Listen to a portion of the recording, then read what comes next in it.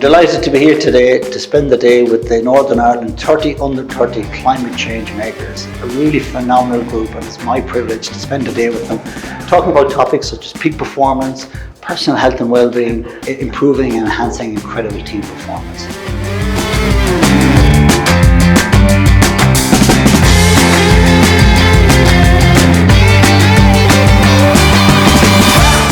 For meeting these guys and spending the day with them, I know they're destined for amazing things.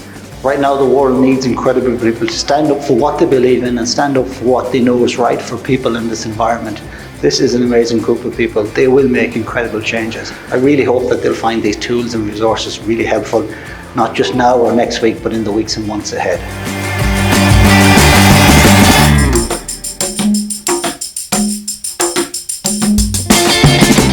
It's a really incredible initiative that I think is going to make sure Northern Ireland stays at the forefront of this new generation of really aware and conscious and powerful decision makers and leaders in climate change.